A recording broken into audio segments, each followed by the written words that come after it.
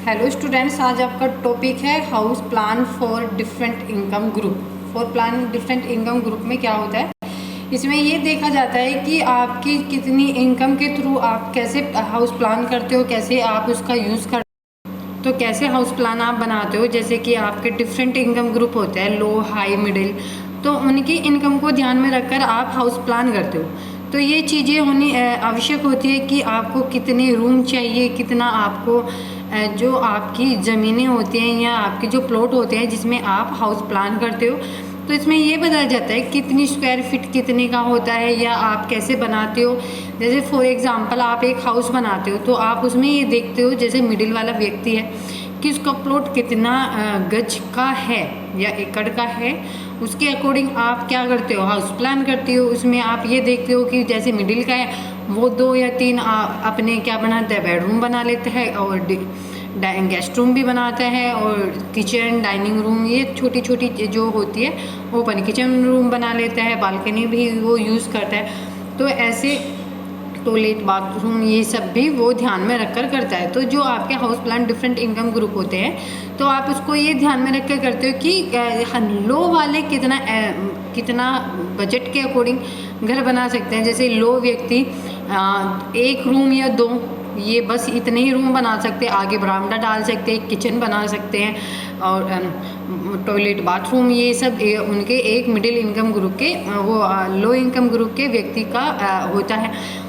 तो ऐसे ही different income group जो होते हैं उसके अकॉर्डिंग किया जाता है। जैसे हाई वाला व्यक्ति है, उसके घर में 3 बेडरूम भी होंगे, 4 भी होंगे, 5 भी होंगे, डाइनिंग रूम अलग होगा, किचन अलग होगी और उसका गेस्ट रूम अलग होगा, गैराज अलग होगा। तो ऐसे क्या होते हैं, उनके रूम डिवाइडेड हो जाते हैं और बाई जो लेट बाथ है वो जॉइंट रहती हैं। तो इससे क्या होता है, स्पेस के अकॉर्डिंग और इनकम के अकॉर्डिंग आप हाउस प्लान करते हो।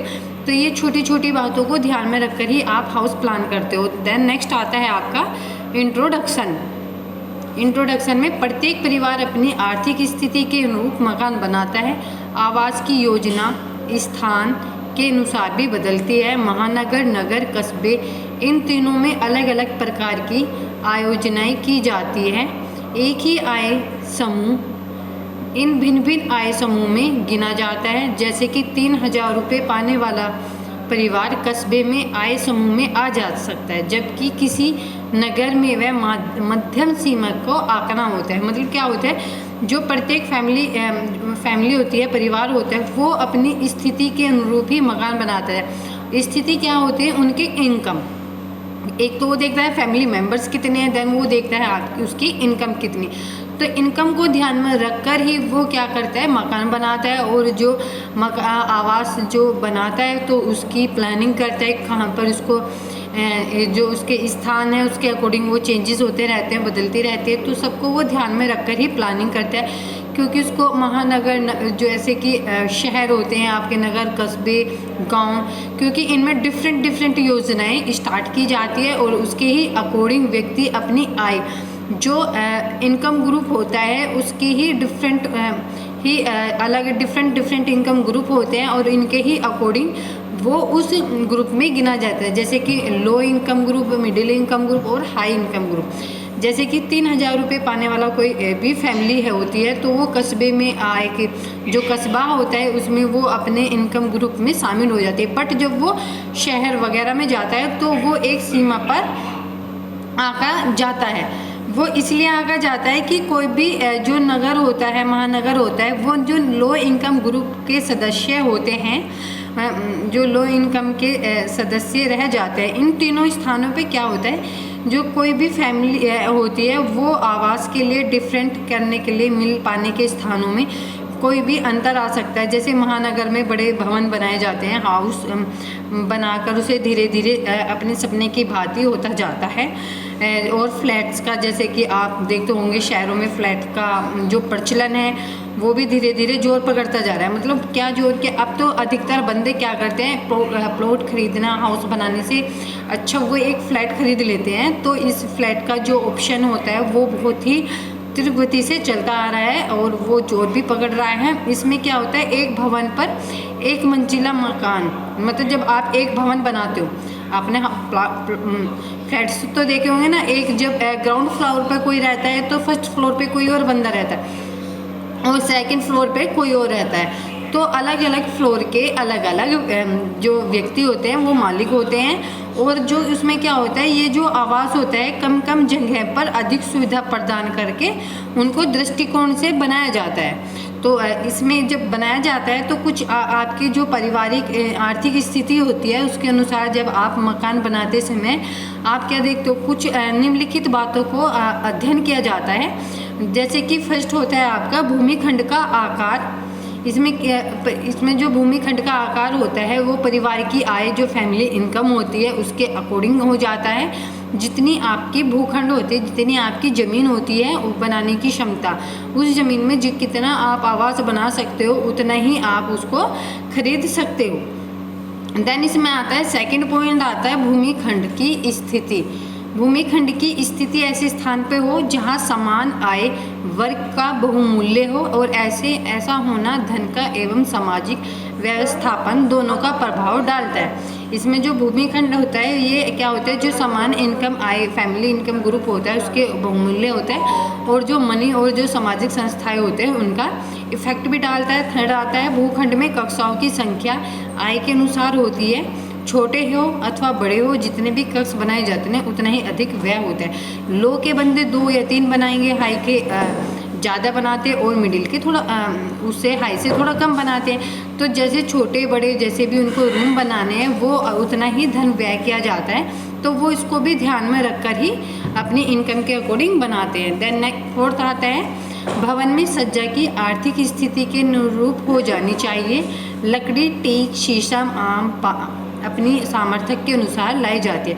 मतलब जब आप अपने घर को डेकोरेटिव करते हो तो उसमें भी एक इकोनॉमी की अनुसार ही करना चाहिए कि आपका जो फर्नीचर है वो जो लकड़ी का होता है वो टीक का है, शीशम का है, आम का, क्योंकि सबके सामर्थ्य के अकॉर्डिंग ही लाई जाती है। तो ये भी एक इफेक्ट होता है।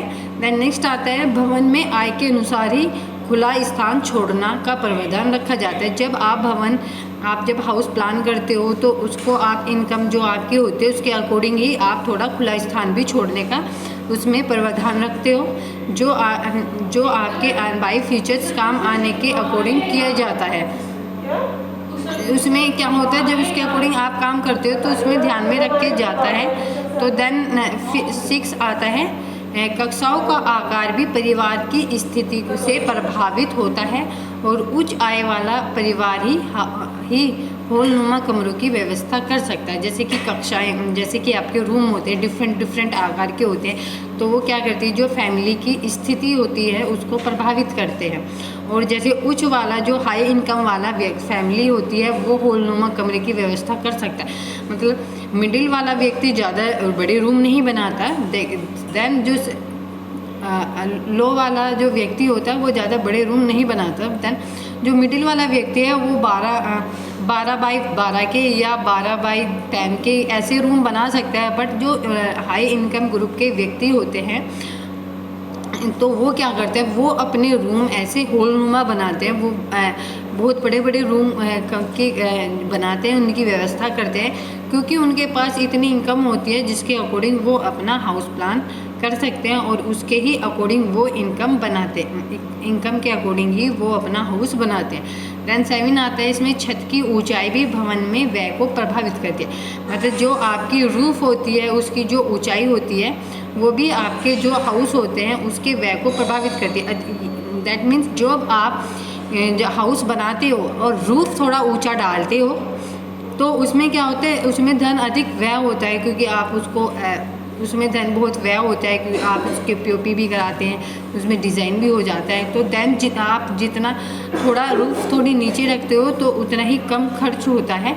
तो ये भी एक व्यय को इफेक्ट करता है बनाते टाइम। तो ये भी एक चीज़ होती है, जब आप छत की ऊंचाई भी आपके भवन की जो व्यय होती है उसको प्रभावित करने में सक्षम होती है। देन 8 होती है सड़क, खिड़की, दरवाजों की संख्या भी विभिन्न आय वर्ग के भवन में भिन्न होती है। जो आपके डोर जो विंडो डोर होते हैं उनकी संख्या, मतलब वो आप कितनी लगा रहे हैं, डिफरेंट जो आपकी इनकम ग्रुप होती हैं उनके में भी भिन्न भिन्न होते हैं। जैसे कि लो है वो 2 या 3 या 4 लगा सकता है, मिडिल वाला 10-12 लगा सकता है और हाई वाला 20, 25, 30 जितने भी उसको है उसके अकॉर्डिंग वो लगा सकता है। तो ये भी एक उसका फैक्ट होता है। देन 9th आता है स्नानघर एवं शौचालय भी आय वर्गों के द्वारा प्रभावित होते हैं। जो आपके बाथरूम होता है, आपका टॉयलेट होता है, वो भी डिफरेंट इनकम ग्रुप पर इफ़ेक्ट डालता है, क्योंकि लो वाला बंदा एक ही एफर्ट करते हैं जबकि मिडिल वाला 2 या 3 करता है। देन जो हाई इनकम ग्रुप वाले व्यक्ति हैं